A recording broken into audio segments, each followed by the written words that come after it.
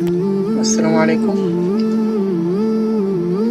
2-3 দিন ধরে যে একটা ভয়ে ছিলাম, এই সেটা হচ্ছে বাংলাদেশে যেটাকে বলে হচ্ছে ম্যাজিস্ট্রেট। এখানে এটা মুক্ত বা আমল আর কি, মুক্ত বা আমেল বলা হয় এটাকে। তো ওই চেকটা আসছিল আমাদের সাইডে একটা মার্কেট ছিল, ওই মার্কেটে আসছিল এটা।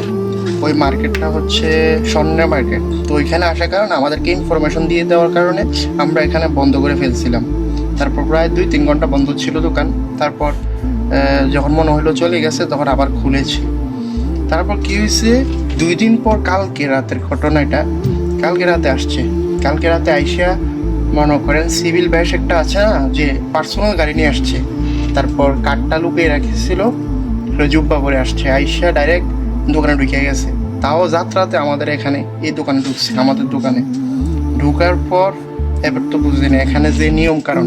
এখানে মনে করেন নিয়ম হচ্ছে আপনার সৌদি বসে থাকতে হবে। আর আপনার কি মনে হয় যে এখানে সৌদিরা যে অবস্থা, যে এরা মানে বউরে যে ভালোবাসে, এরা মনে করেন বউ ফালাই কেন দোকানে এসে বসে রাখবো, হেতারা শুধু টাকা, হেতারা শুধু টাকা বোঝে। আর বাঙালিরা কেমনে গোয়া মারো লাগে এটা বোঝে হেতারা। আর বউ এটি ছাড়া আর কিচ্ছু বোঝে না এরা। এই হচ্ছে এদের অবস্থা। তো এই অবস্থায় কফিল কিছুক্ষণ আগে ছিল, আর বেশিক্ষণ থাকে না, আসলেও বলেছিল যে আসে 10 মিনিট থেকে চলে যায়। তো চলে গেছিল। এরপরে হ্যাঁ এমন সময় আসছে যে প্রায় 11টার কাছাকাছি, ওই সময় হ্যাঁ আসছে। আইসা এবার তো বুঝে নেই, আইসা আকামা চায় এটা চায়।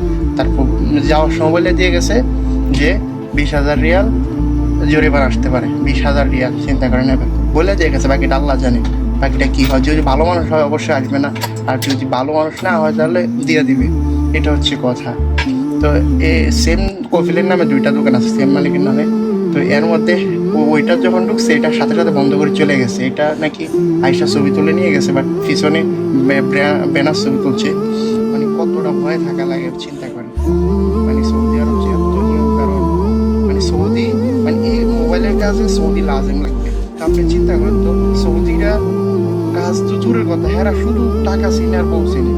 তারা শুধু টাকাটা কেমনে টাকাটা তাও ইনকাম করে পরিশ্রম করে করবো এরকম না। এরা বাঙালিরা গোয়া মাইরা করবো। আজনবী বলতে যারা অন্য দেশ থেকে কাজ করতে আসে এরা, এদেরকে কেমনি গোয়া মাইরা টাকা ইনকাম করতে পারবো এটা হেরা ভালো জানে, আর কোনো কিছু না।